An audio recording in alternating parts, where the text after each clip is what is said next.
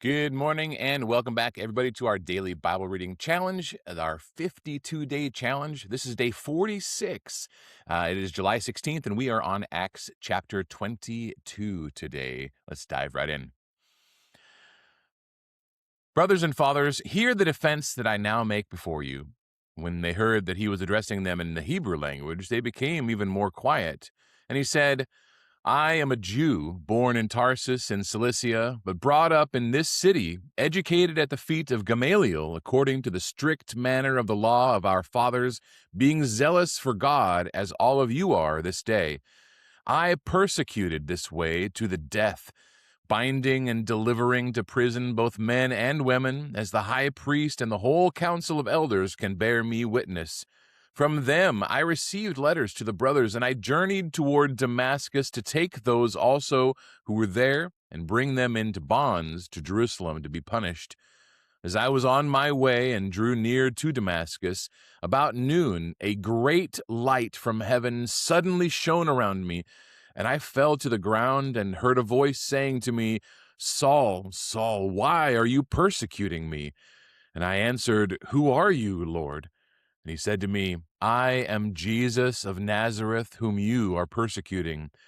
Now those who were with me saw the light, but did not understand the voice of the one who was speaking to me. And I said, What shall I do, Lord? And the Lord said to me, Rise and go into Damascus, and there you will be told all that is appointed for you to do. And since I could not see because of the brightness of the light, I was led by the hand by those who were with me, and came into Damascus.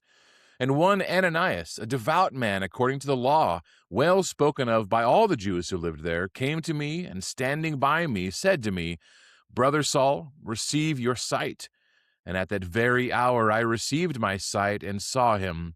And he said, The God of our fathers appointed you to know his will, to see the righteous one, and to hear a voice from his mouth.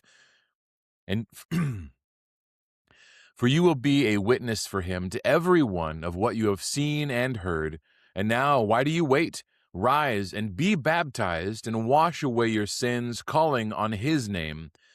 When I had returned to Jerusalem and was praying in the temple, I fell into a trance and saw him saying to me, Make haste and get out of Jerusalem quickly, because they will not accept your testimony about me. And I said, Lord, they themselves know that in one synagogue after another I imprisoned and beat those who believed in you. And when the blood of Stephen, your witness, was being shed, I myself was standing by and approving and watching over the garments of those who killed him. And he said to me, Go, for I will send you far away to the Gentiles. Up to this word they listened to him. Then they raised their voices and said, Away with such a fellow from the earth, for he should not be allowed to live. And as they were shouting and throwing off their cloaks and flinging dust into the air, the tribune ordered him to be brought into the barracks, saying that he should be examined by flogging to find out why they were shouting against him like this. But when they had stretched him out for the whips, Paul said to the centurion who was standing by, Is it lawful for you to flog a man who is a Roman citizen and uncondemned? When the centurion heard this, he went to the tribune and said to him, What are you about to do? For this man is a Roman citizen. So the tribune came and said to him, Tell me, are you a Roman citizen? And he said, Yes.